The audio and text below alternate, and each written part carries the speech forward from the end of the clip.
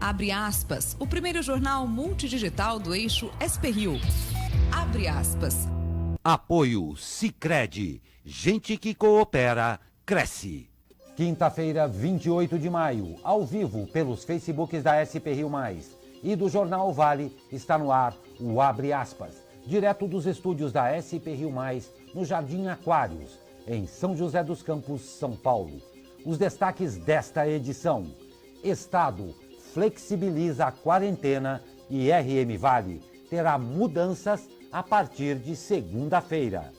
Brasil ultrapassa 400 mil casos e 25 mil mortes por coronavírus.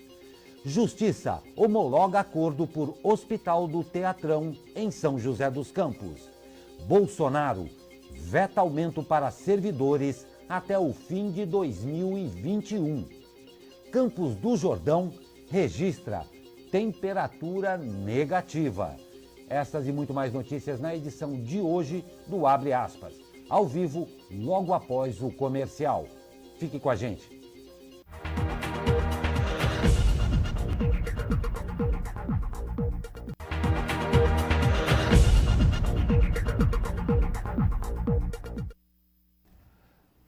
Nove horas e 44 minutos, estamos de volta com o Abre Aspas desta quinta-feira ao vivo. Comigo, Douglas Cruz. Muito bom dia, Douglas. Muito bom dia, Glauco. Muito bom dia quem acompanha a gente aí de casa, né? Como o Glauco bem fala, todo dia aqui estamos ao vivo, então quem quiser participar conosco, interagir aqui com o Jornal Abre Aspas, pode comentar aí na live do Facebook, assim como já fez Eulália Ferreira e Valdério Teixeira, que mandaram aqui bom dia pra gente. Ótimo dia para vocês que nos acompanham aí de casa. Bom dia a todos vocês, um prazer ter o privilégio aí da sua audiência. Vamos às notícias. A quarentena foi prorrogada pelo governador João Dória até 15 de junho, com permissão para a reabertura de algumas atividades econômicas dentro do plano de flexibilização para cada região do estado. A RM Vale terá atividades liberadas para retomarem um atendimento presencial a partir de segunda-feira, 1º de junho. A retomada será de forma parcial e com o cumprimento de protocolos de segurança, de higiene e com redução de fluxo e horário. Haverá retomada de atividades imobiliárias, concessionárias, escritórios em geral, comércio em geral, incluindo o de rua e shopping centers. Pois é, Glauco, ontem estivemos aqui conversando no período da tarde aqui na SP-Rio com a secretária de Desenvolvimento Econômico do Estado de São Paulo, a secretária Patrícia Ellen, em que ela detalhou aí o que pode e o que não pode abrir, né? Então, por exemplo, espaços públicos, os parques aí não estão permitidos a abertura ainda. Assim como também aqui bares e restaurantes ainda não estão permitidos a abertura, assim como salões de belezas, academias, teatros, cinemas e também aqueles eventos que as pessoas particulares fazem. Esses eventos ainda não estão permitidos, mesmo com essa flexibilização a partir de segunda-feira. O que pode abrir e o que não pode? Escritórios, atividades imobiliárias, né? Casas, aí, venda de casas, concessionárias de veículos, por exemplo, comércios em geral com restrições, então o calçadão aqui em São José, os shopping centers estarão abertos de novos, com restrição aí a gente já citou a praça de alimentação, a pessoa pode ir e comprar o seu lanche na praça de alimentação, mas não pode comer na praça de alimentação do shopping. Então são alguns temas aí que as cidades aqui do Vale vão adotar a partir de segunda-feira. A secretária detalhou bem esses temas ontem, para quem quiser assistir, está na página da SP-Rio+. Enfim, tem que prestar atenção que é uma flexibilização pequena e não foi liberado tudo. Então tomar cuidado aí para não relaxar o isolamento neste momento importante aí, que a pandemia continua com os números crescendo. Não tem a menor dúvida, a despeito das informações que são veiculadas aqui por toda a mídia séria e de verdade, é importante que todos nós, a despeito da confusão que nos parece partir dos nossos governantes com relação ao gerenciamento dessa pandemia, é importante que nós tenhamos noção de que ela não acabou, que essa flexibilização é um ponto inicial para que as coisas aconteçam, mas que não está tudo liberado. É importante que cada um de nós tenha a consciência de continuar com os cuidados básicos, porque as informações indiscutivelmente ficam muito confusas quando a gente vê num momento que vai haver o pique e num segundo momento que vai haver a flexibilização. Então é muito importante que todos nós mantenhamos os cuidados básicos, isso é muito importante. E Glauco, só complementando, né, tem fase 1, fase 2, fase 3 e vai até a fase 5 esse plano aí. Então a gente vai começar agora na segunda-feira, né, com a fase 2 do plano. Tem aí a fase 3, que vai demorar mais 15 dias, se não houver nenhuma mudança nos números de casos. Vamos supor que os números de casos comecem a crescer exponencialmente aqui em São José. Isso pode fazer o governo do estado recuar. Então vale ressaltar aí que as medidas individuais ainda são obrigatórias, né? Como o uso de máscara, evitar aglomerações, higienizar as mãos, enfim. As medidas individuais ainda são obrigatórias. Importantíssimas. E vocês já imaginam a novela que vem pela frente com relação a isso. Cuidem-se, vamos todos nos cuidar. O presidente Jair Bolsonaro sancionou com vetos a lei de socorro aos estados e municípios. Agora, após dar aval a deputados e senadores para manter o reajuste mais amplo para servidores, o presidente atendeu o apelo do ministro Paulo Guedes e congelou os salários até o fim de 2021. A suspensão ao aumento de vencimentos do funcionalismo de municípios, estados e União era a contrapartida exigida por Guedes para ajudar os entes da federação a enfrentar os efeitos do coronavírus. O Congresso agora pode manter ou derrubar os vetos de Bolsonaro. Pois é, o Congresso sugeriu aí ao ministro da Economia, Paulo Guedes, que reduzisse os salários do funcionalismo público em até 25%. O Paulo Guedes disse que isso não era necessário, era só não dar aumentos até 2021 e foi isso que o presidente então fez. Vamos ver agora se esses vetos vão se manter ou serão derrubados. Como é que vai ser feito também esse auxílio aos estados e municípios, né? O presidente Jair Bolsonaro e o ministro da Economia foram bem específicos no que pode ser gastado esse dinheiro. Ou seja, esse dinheiro não pode ser gastado, por exemplo, para pagar funcionários públicos. Ele pode ser usado com saúde, com dívidas, enfim. Vamos acompanhar aí mais essa situação aí no nosso governo federal. Pois é, algo me diz que eu e todos nós já vimos esse filme antes. O ministro da Justiça, André Mendonça, ingressou com habeas corpus no Supremo Tribunal Federal para tentar impedir o depoimento do ministro da Educação, Abraham Weintraub, no âmbito do inquérito que apura o disparo de fake news por aliados do presidente Jair Bolsonaro. André Mendonça pede ainda o trancamento do inquérito e alega que as investigações afrontam o exercício do direito de opinião e liberdade de expressão. Esse tipo de defesa normalmente é feita pela Advocacia Geral da União, posto que Mendonça ocupava, antes de substituir o ex-ministro Sérgio Moro,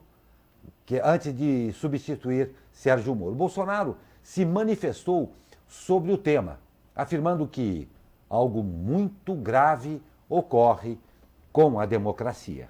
E Glauco, a gente vem falado aqui nos últimos dias, né, que várias investigações estão sendo feitas ao mesmo tempo, a gente até perde às vezes a mão sobre qual investigação está falando, né? Por exemplo, nesse caso aí, você está citando a investigação dos ministros do STF contra pessoas que atacavam o STF. Temos um outro caso muito interessante também, Glauco, que acabou de sair agora cedo. O Procurador-Geral da República, Augusto Aras, se manifestou Jair Bolsonaro naquele caso do ministro Sérgio Moro, do ex-ministro Sérgio Moro. Então vamos ver como é que vai ficar esses casos aí de investigações que estão acontecendo ao mesmo tempo no âmbito federal. Vamos ver, virou a palavra de ordem, pelo jeito. O ministro da Educação, Abraham Weintraub, voltou a comparar a ação da Polícia Federal no inquérito das fake news com o regime nazista. Weintraub publicou nas redes sociais uma foto de militares nazistas apontando armas para um grupo de judeus com uma mensagem comparando a Noite dos Cristais ao Brasil atual. O Comitê Judaico-Americano reagiu à publicação de Weintraub. Segundo a organização, o repetido uso da linguagem do Holocausto por pessoas do governo brasileiro é ofensivo aos judeus do mundo e um insulto às vítimas e sobreviventes do terror nazista. Em nota, a Confederação Israelita do Brasil afirmou que a comparação de Weintraub é totalmente descabida e inoportuna e minimiza de forma inaceitável aqueles terríveis acontecimentos, início da marcha nazista que culminou na morte de 6 milhões de judeus e outras minorias. Um fato aqui que tem que ser levantado à Noite dos Cristais foi o início aí, uma tragédia, um massacre que determinou exatamente o início da perseguição compulsória aos judeus. E, para dizer a verdade, isso aí eu falo em opinião própria, é lamentável o uso descabido, a organização judaica que está coberta de razão, o uso desmedido de exemplos extremos para tentar justificar uma situação que tem que ser resolvida dentro de casa. Não adianta buscar, efeitos na estratosfera ou no espaço sideral para tentar justificar o que não se consegue fazendo, somando 1 mais 1. Lamentável a posição do nosso ministro. Mais uma vez, uma posição lamentável. Espero que ele esqueça ou vire a página do livro de história e tenha um pouco mais de compostura ao tratar desses fatos e desses acontecimentos com relação à humanidade. E quando a gente fala, quando você chama uma pessoa de nazista, é uma acusação gravíssima. Você está chamando ela de assassina, de genocida. Exatamente. Então, temos a posição oficial aí do grupo judaico... Da organização judaica. Enfim, vamos aguardar mais esses traços aí dessa investigação do STF, que envolve aí também o ministro da Educação. Glauco, eu acabei não lendo aqui alguns comentários. A Ana Souza mandou aqui bom dia pra gente, assim como a Eugênia Minicucci, que mandou bom dia, Glauco e Douglas. Ana Souza deu sua opinião aqui, falando que não vai ao shopping tão cedo. A Vera Lúcia mandou aqui bom dia. Temos aqui as opiniões do pessoal na nossa live. Então continuem aí participando do Jornal Abre Aspas junto conosco. Perfeito, só muito obrigado pela presença de todos vocês. Um ótimo dia, claro, e sempre a todos vocês. Só a título de conferência aqui é a Confederação Israelita do Brasil, que conta com todo o nosso apoio e, claro, respeito. E mesmo concessões feitas pela internet, preste bem atenção nisso, apenas 13 deputados, 13, participaram de todas as votações nominais da Câmara dos Deputados durante a pandemia do novo coronavírus, segundo o levantamento feito pelo portal G1. Durante esse período, foram votadas várias proposições relacionadas à pandemia do novo coronavírus, como a PEC do orçamento de guerra e o projeto de ajuda financeira a estados e municípios. A maior parte dos mais assíduos pertence à base do governo. São eles, anote também, Bia Kicis, Bibo Nunes, Daniel Freitas, delegado Marcelo Freitas, Hélio Lopes, Nereu Crispim, do PSL, Maria Rosas e Roberto Alves, do Republicanos, Cacá Leão, do PP, Camilo Capiberibe e Gervásio Maia, do PSB, Samuel Moreira, do PSDB e Sérgio Toledo, do PL. Verifique se está entre um dos que mereceu seu voto.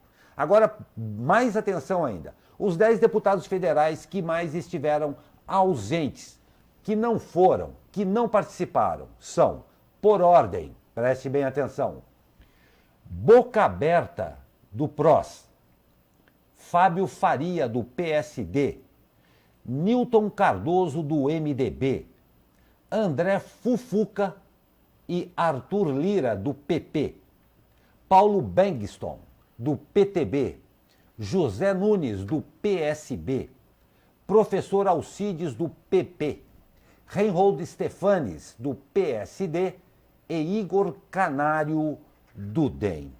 A gente vem aqui enfaticamente, eu e o Douglas falando aqui, que é imprescindível nesse momento nós estarmos atentos e alertas àqueles que mereceram o privilégio e o respeito do nosso voto. Nós precisamos sim saber o que aqueles que receberam o nosso voto estão fazendo durante este período de guerra em que o Brasil está vivendo, com um futuro nada promissor pela frente.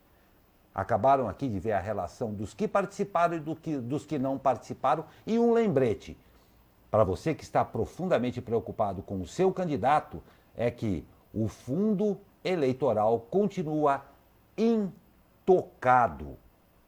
Então, a atenção face permanente, não é, Douglas? Legal, com um número interessante aqui, né? A gente está falando aí da esfera pública. Ou seja, eles têm até direito à falta, mas não tem penalização. O que acontece com você se você faltar um dia do trabalho porque falou que o sistema não está funcionando? Pois bem, Galco, o número de pessoas aí nas empresas privadas que perderam o emprego nos últimos 3 meses, segundo aí o governo federal, o número de pessoas na fila por um emprego aumentou em cerca de 898 mil nos últimos 3 meses, sendo que aí cerca de 2 meses e meio é o período do coronavírus. Ou seja, durante a pandemia, muitas pessoas estão perdendo o emprego, o número do desemprego está crescendo e os deputados aí, apenas 13 dos 500 e tantos que tem, foram em todas as sessões. O exemplo aí vem de cima, né? Não tenha dúvida, não esqueçam esses números. 13 deputados. O resto estava em casa. Mais um lembrete a você também, voltando a falar que não se preocupe você, viu? O fundo eleitoral está lá intocado. E a partir aí, de outubro, nem sabemos se vai ter mesmo, eles vão usar tudo isso para convencê-lo de que ele estava à frente da luta do coronavírus. E tudo se resolveu por causa dele, com o fundo eleitoral para fazer a campanha. Outro ponto que não se esqueça. Independente de pandemia, independente de tempo, independente do que for, os salários desses políticos está garantidos. Salários e todas as benesses e todas as mordomias estão garantidas. E não vão, não tenham a menor dúvida, atrasar um dia sequer para ser depositado. Não esqueçam disso daí. E olhem as notícias. O Brasil chegou a 25.598 mortes por coronavírus nesta quarta-feira, com 1.086 óbitos registrados nas últimas 24 horas, segundo dados divulgados pelo Ministério da Saúde. O número de casos confirmados chegou a 411.821. O balanço também aponta 166.647 recuperados e 4.108 mortes sob investigação. Pois é, Gal, quando a gente fala de 25 mil mortes em um período aí de 2 meses, é um número absurdo, né?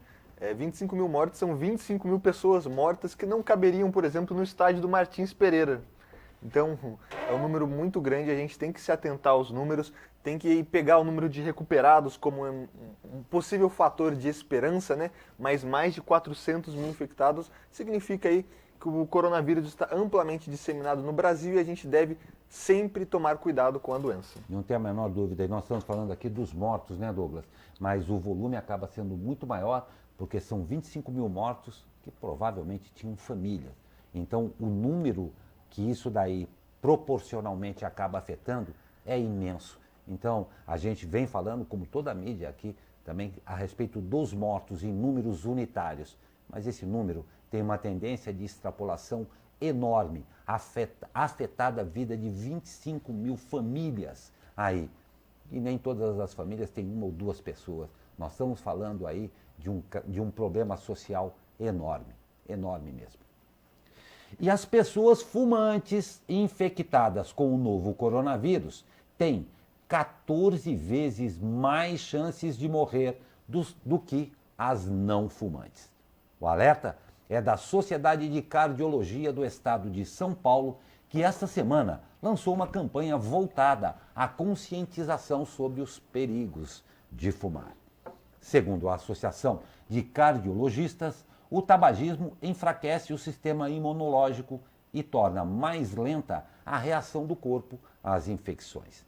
De acordo com a entidade, o Brasil ocupa o 8º lugar no ranking mundial de tabagistas. São 7,1 milhões de mulheres e 11,1 milhões de homens fumantes. A gente vem falando aqui que vários fatores podem agravar o coronavírus.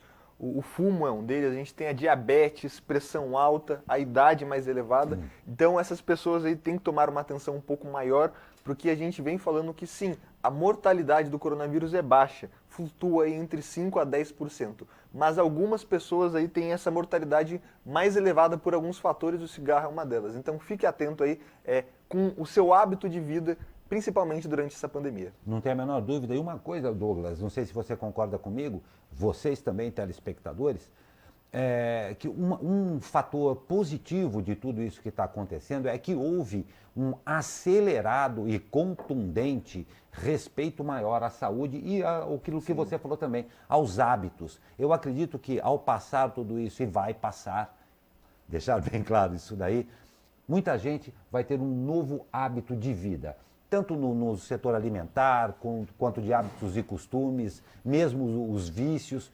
Tudo isso eu acredito que vai ter um fator positivo com relação a essa pandemia também, né? Pois é, até o fator de higiene aí, lavar as mãos. Exatamente. Não é somente aí durante a pandemia, né? A gente já tinha comentado outro dia que no Japão, por exemplo, as pessoas usam máscara aí normalmente, né? Por causa da poluição, enfim, a gente não precisa usar máscara todos os dias, né? Mas fica aí o lembrete para depois que isso passar, né? Que a gente deve sim continuar mantendo as medidas de saúde, higiene, lavar as mãos, sempre tomar cuidado onde coloca as mãos, quem cumprimenta, não colocar a mão na boca, enfim. Coisas aí do mundo pós-pandemia, né, Gal? Não tem dúvida, eu vou fazer um comentário aqui com você e com vocês aqui que nos acompanham.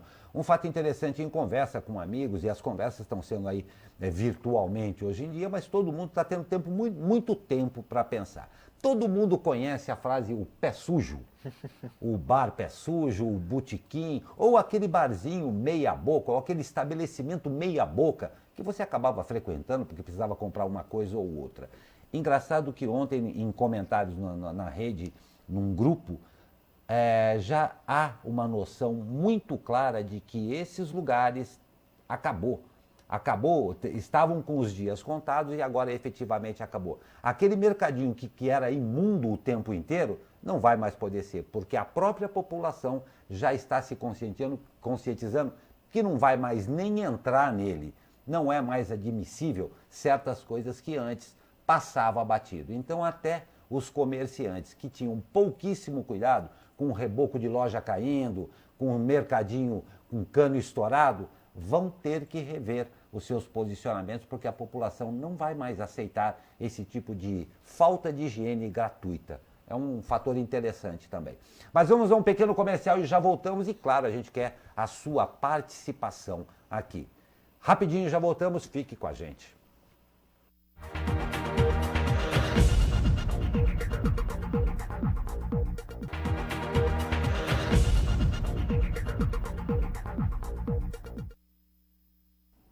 Dez horas, 8 minutos, estamos de volta com o Abre Aspas desta quinta-feira. E o número de casos confirmados, tem alguma participação aí? Temos algumas participações aqui, a Ana Souza comentando aqui a opinião dela sobre algumas matérias, falando aqui que tem diabetes e pressão alta. Opa, Ana Souza, tem que tomar cuidado, hein? Ressaltando a nossa última notícia aí, os cuidados de saúde são essenciais nesse momento de pandemia, né? Exatamente. Muito obrigado para quem está participando aqui conosco do Jornal Abre Aspas. Não tem a menor dúvida. E o número de casos confirmados de Covid-19 cresceu 343% no Vale do Paraíba em apenas um mês. Até esta quarta-feira, a região tinha 1.906 pessoas infectadas pela doença, sendo que 1.467 casos se confirmaram nos últimos 30 dias. O número de mortes em decorrência do coronavírus chegou a 76. Dentre os casos confirmados na RM Vale, 36% deles estão em São José dos Campos, que tem 727 diagnósticos positivos na cidade. Em seguida, aparecem as cidades de São Sebastião com 339 casos, Jacareí com 156, Caraguatatuba 147, Taubaté 118 e Lorena 56. No geral, 33 municípios do Vale registram ao menos um caso confirmado da doença. A região ainda tem 1.264 casos em investigação e 34 mortes suspeitas. A parte boa é que os números apontam 1.134 pacientes recuperados da doença aqui no Vale. A gente sempre tenta pegar o lado positivo, né? São 1.134 pacientes recuperados, número bem alto aí, mas também é alto, infelizmente, o número de mortes, né? 76 pessoas morreram aí, mais 34 em investigação. Enfim, muito triste, né? Se a gente tivesse uma tragédia que em um dia matasse 76 pessoas, seria uma tragédia que chocaria o país inteiro, né? Então a gente tem que tomar cuidado, cada morte é importante, a gente tem que lembrar que são pessoas que têm família, como o Glauco já falou, tem família, tem seus afazeres diários, são pessoas que foram ceifadas aí pela pandemia. Não tem a menor dúvida. E a Justiça homologou ontem o acordo entre a Prefeitura de São José dos Campos e o time do São José Esporte Clube.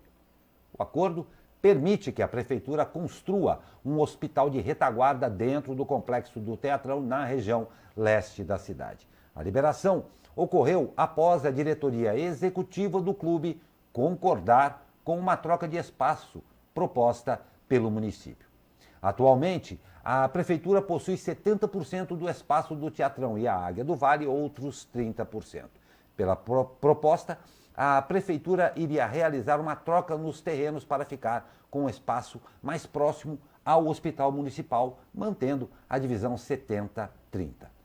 Porém, o Conselho Deliberativo do clube aponta desrespeito por não ter sido consultado antes da decisão. O Conselho aponta que outras propostas da Prefeitura, como a troca da área pela quitação de uma dívida do clube, deveria ser levado em conta. Em resposta, o presidente do clube, Celso Monteiro, defendeu que o tema não precisaria de anuência dos conselheiros, já que a distribuição do espaço teria sido discutida quando se fez o acordo que definiu as atuais proporções lá em 2015.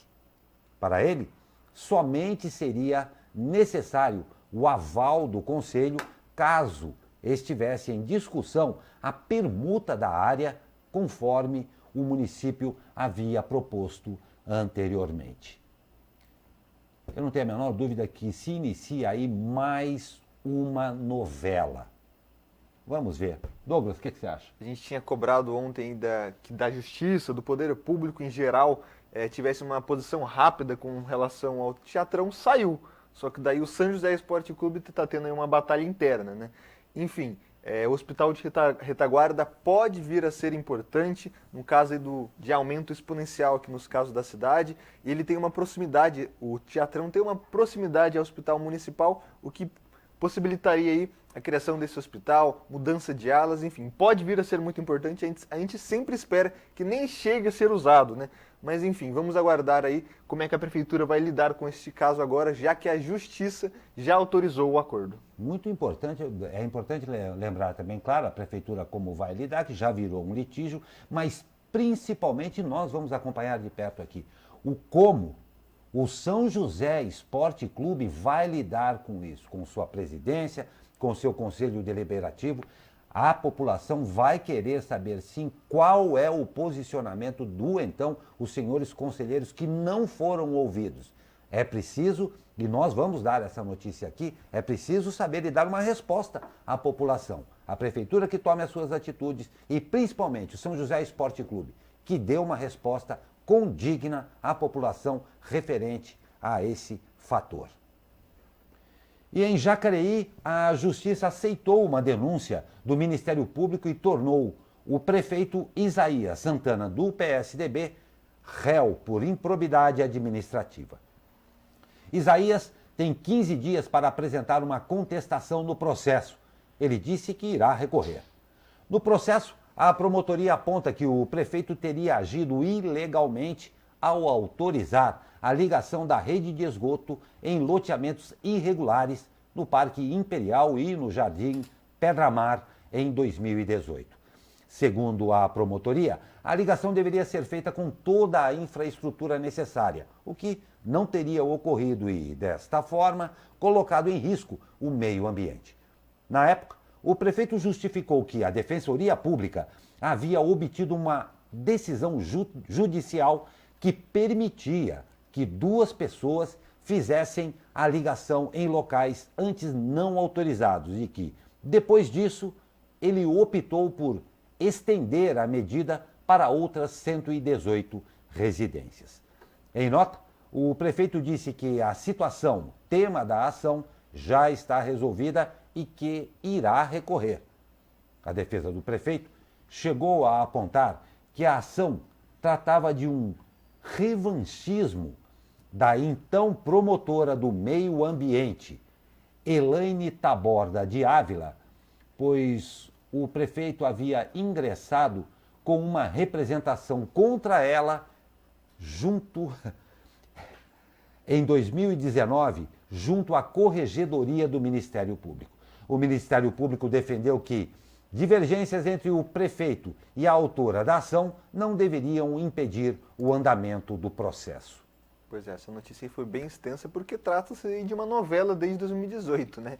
A gente falou aí todos uma os lados. Uma minissérie já. Exatamente, está virando pode virar um livro, talvez. Um livro, talvez. Vários capítulos aí dessa novela que começou em 2018 com o prefeito, dois moradores de um bairro conseguiram na justiça a permissão aí judicial para fazer uma ligação de esgoto, e então o prefeito resolveu abrir essa ligação para todos os moradores do bairro. O Ministério Público vem contestando desde então e agora saiu aí uma decisão judicial que atendeu ao Ministério Público, tornando o prefeito réu. Interessante que essa decisão demorou 2 anos, mas enfim, vamos ouvir aí sempre os dois lados da notícia e ver como é que acaba essa mini novela aí. Não tem a menor dúvida. E antes de continuar com notícias políticas aqui do glorioso Vale do Paraíba, eu ratifico e retifico a nossa posição aqui, a nossa posição. Prestem, com o tempo aí que nós temos de quarentena, que ainda vai ter um tempinho, prestem atenção no candidato em que você votou e naquele que pretensamente já está de olho grande no seu voto. É importante. Para a gente, até quando nós vamos ser sujeitos a esse tipo de novela que não tem fim? Nós precisamos prestar atenção nisso. Continuando, a Prefeitura de Guaratinguetá vai manter o tratamento com hidroxicloroquina para pacientes com sintomas leves do coronavírus, mesmo após a Organização Mundial da Saúde suspender os testes com a medicação.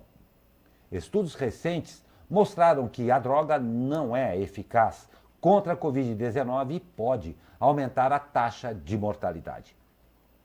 A revista científica The Lancet publicou pesquisa feita com 96 mil pessoas que aponta que não houve eficácia das substâncias contra a Covid-19 e detectou risco de arritmia cardíaca nos pacientes que as utilizaram.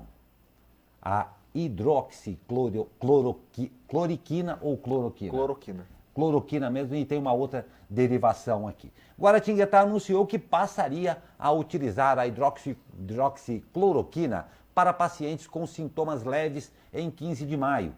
A administração municipal informou que segue o protocolo do Ministério da Saúde que permite a medicação em casos leves. A prefeitura foi questionada pelo portal G1 na terça-feira sobre o número de pacientes que recebeu a medicação até o momento.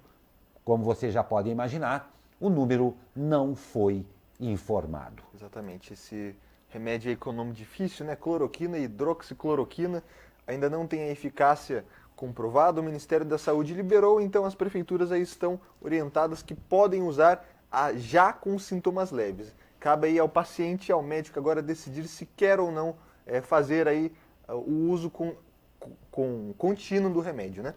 Pois é, ratificado. Atenção, muita atenção.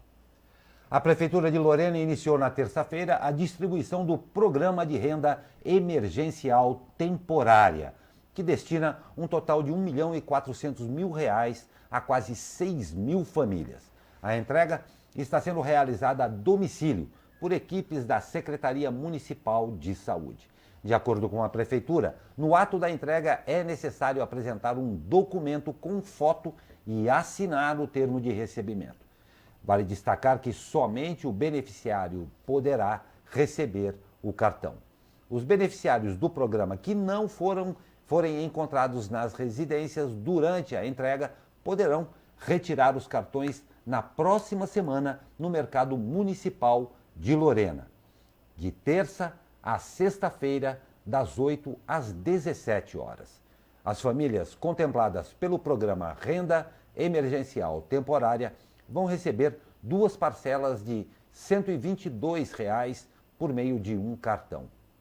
Segundo a Prefeitura, as 5.851 famílias foram previamente cadastradas no CAD Único da Assistência Social até o dia 20 de março. O que significa que uma família de Lorena que queira receber o auxílio da Prefeitura não vai conseguir mais, porque essas famílias que estavam aí cadastradas eram até o dia 20 de março no CAD Único. Então, uma pessoa aí que está tendo problema não pode se cadastrar durante a pandemia, né? Glauco, temos aqui alguns comentários para a gente encerrar esse bloco. A Simone Vilas Boas manda aqui bom dia e dá uma opinião aqui interessante sobre o caso de Jacareí ou sobre o São José, né, que a gente falou aqui das novelas, né, com a Justiça. Novela das boas ainda. O que eu quero ver é o final feliz. Muito obrigado pela sua participação. Simone, assim como a Ana Souza, que também está aqui dando sua opinião sobre as matérias, continuem aqui participando conosco. Muito obrigado pela sua participação. E Simone, vou falar para você, não só com relação a essa novela, mas a grande novela do Circo Brasil, a gente espera que um dia tenha isso que você acabou de falar, um final feliz. É tudo que a gente espera. Rápido comercial e já voltamos com o tempo e mais notícias para você. Fique com a gente.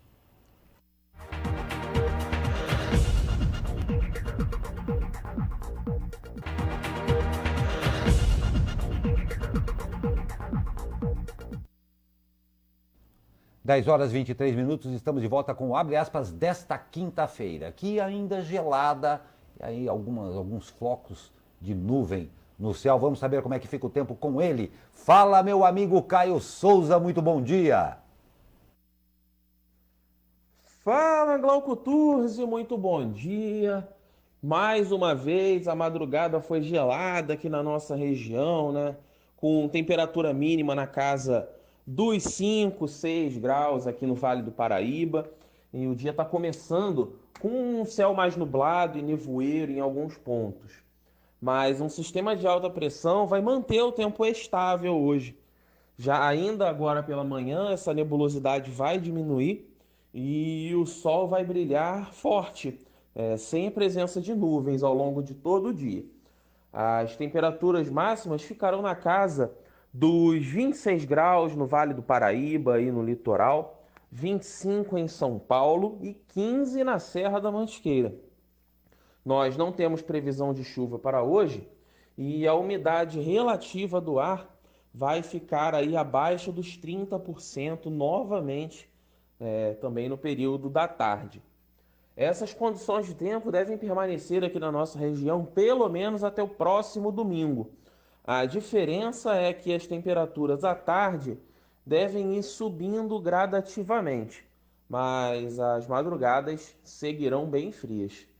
Caio Souza, direto da Sala de Operações do Tempo Vale para o jornal Abre Aspas. Muito obrigado, Caio Souza. Um grande abraço a você e todos aí do Tempo Vale. O friozinho pegou mesmo, né? Exatamente. Notícia boa que pelo menos ele falou que no final de tarde vai esquentando, mas de noite não tem jeito. Não, né? tem jeito. Agora você acha que tá meio ruim aqui o friozinho, né? Olha só. Ontem, em Campos do Jordão, os termômetros ficaram lá pro negativo. E outra coisa, com geada. Segundo o Instituto Nacional de Meteorologia, o registro foi de menos 0,4 graus Celsius. E no período da manhã, carros e casas estavam, sabe, com aquela camadinha de gelo fininha. Então, a passagem da frente fria trouxe esse frio intenso. O registro de temperatura da quarta-feira lá em Campos é o menor neste ano, bem frio mesmo, tá vendo? Podia ser pior. Podia ser pior. Campos do Jordão tem é famoso por aqueles termômetros aí individuais que não são oficiais, mas são termômetros aí colocados... Para tirar selfie. Exatamente, em locais da cidade. Ontem o termômetro aí do portal da cidade, que é um ponto aí com vento, um ponto elevado, estava marcando menos 6 graus. A gente não sabe se essa informação aí realmente estava marcando a temperatura exata, mas menos 6 graus é um frio aí do caramba, né? Não tem dúvida. Provavelmente deve ser a sensação térmica do termômetro. Exatamente. Até que ele estava falando, não sei quanto tá, eu estou sentindo isso, Até né? o termômetro está com frio lá em Campos. Não tem a menor dúvida, mas independente com as todo esse período de pandemia que nós estamos vivendo também é lamentável também para Campos do Jordão, uma cidade turística, aí na previsão de um inverno que parece que vai ser muito rigoroso, que o grande festival de inverno que tem em todo o julho aí acaba também muito prejudicado. Uma pena também, mas tudo vai passar. O número de mortos nos Estados Unidos por Covid-19 chegou a 100 mil nesta quarta-feira, é o que mostra o monitoramento da Universidade Johns Hopkins, o primeiro país a atingir essa marca no mundo. Ainda de acordo com a instituição, os Estados Unidos registram mais de 1.600.000 casos confirmados do novo coronavírus.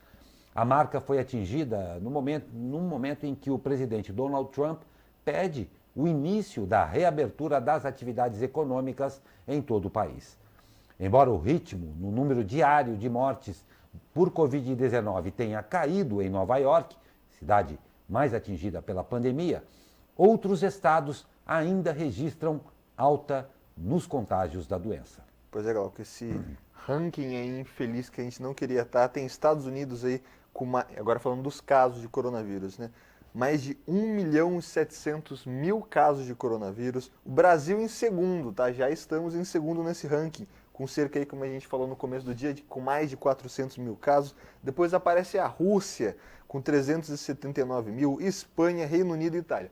E o que é interessante e importante frisar é que muitos desses países como Estados Unidos, Espanha, Reino Unido, Itália, esse top 5, já são países que estão na curva aí, na caída da curva. Brasil e Rússia ainda têm a curva ascendente, ou seja, ainda registram casos casos positivos sendo anotados, ou seja, tem que tomar cuidado com a pandemia. Não tem a menor dúvida, não podemos esmorecer, essa que é a verdade. E a morte de George Floyd, um homem negro de 40 anos, por policiais em Minneapolis, nos Estados Unidos, gerou protesto com centenas de pessoas lá na cidade e indignação por todos os Estados Unidos. Conforme matéria do UOL, nas imagens divulgadas, Floyd aparece deitado no chão, já imobilizado, com um policial branco ajoelhado em cima dele. Por diversas vezes ele afirma que não está conseguindo respirar, mas nada é feito. Os 4 policiais que fizeram a ação foram demitidos. Pois é, a gente decidiu aqui não mostrar o vídeo, né, que Exatamente. É um vídeo muito sensível, mas fica aí que a demissão é muito branda nessa posição, né? Você tirou a vida de uma pessoa, ainda não, os inquéritos ainda serão feitos, mas você acabou tirando aí, os policiais acabaram tirando a vida desse homem. Enfim, vamos aguardar aí esse julgamento para que a justiça seja feita, né? Não tem a menor dúvida. Lamentável, lamentável mesmo. Pois é, ontem nós noticiamos aqui, eu todo animado com o lançamento do foguete da SpaceX em parceria com a NASA, mas infelizmente em função do mau tempo foi adiado, tá? E foi coisa assim de 20 minutos antes do lançamento. E a princípio, a data da nova partida ficou aí para o próximo sábado, dia 30, às 14h22 já de Brasília.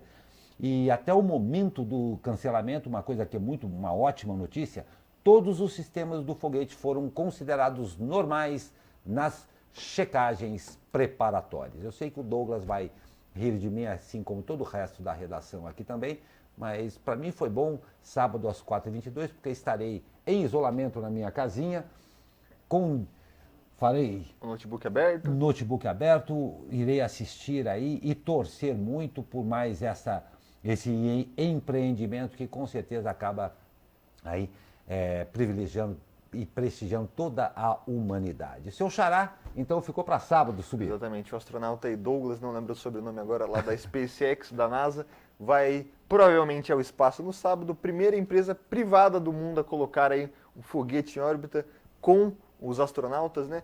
Torcemos muito para que tudo dê certo aí com esse foguete americano lançado pela SpaceX. Não tem dúvida. Douglas, eu com certeza não terei tempo para isso, apesar de ficar com dor no coração por causa.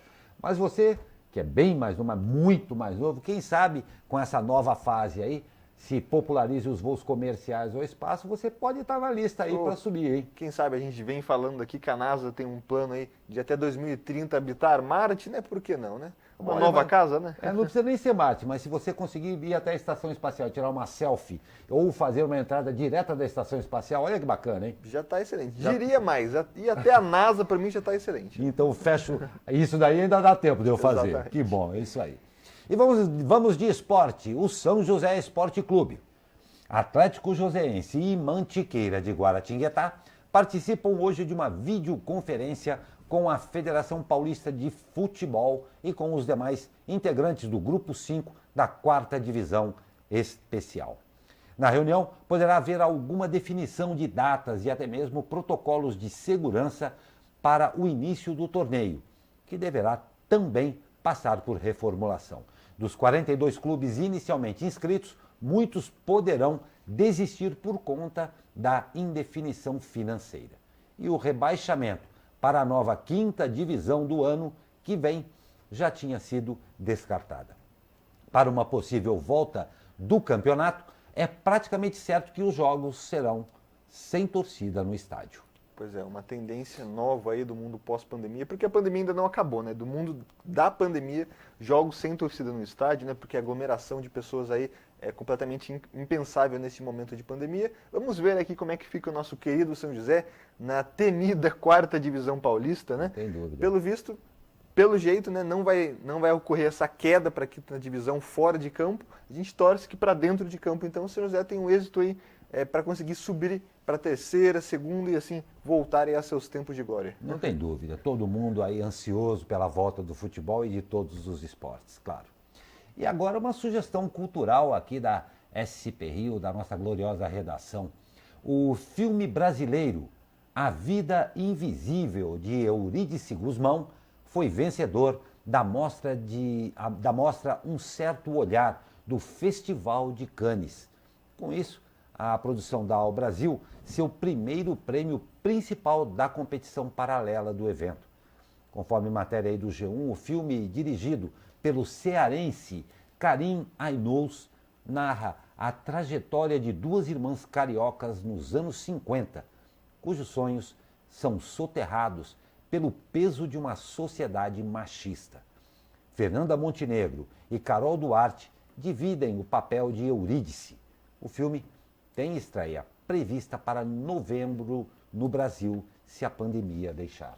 Exatamente, a gente sabe que as estreias aí no cinema estão sendo adiadas, né? Exatamente. Creio eu, posso até afirmar aí com um pouco de dúvida, mas que essa estreia provavelmente foi prolongada devido à pandemia, né? Porque o filme já estreou aí nos principais festivais como Cannes, né? Não tem Enfim, dúvida. mais uma vitória aí para o cinema brasileiro que às vezes não é reconhecido aqui dentro de casa, mas lá fora é muito reconhecido. Parabéns aí aos cineastas brasileiros. Não tem a menor dúvida, parabéns mesmo e vale a pena conferir e é legal conferir mesmo.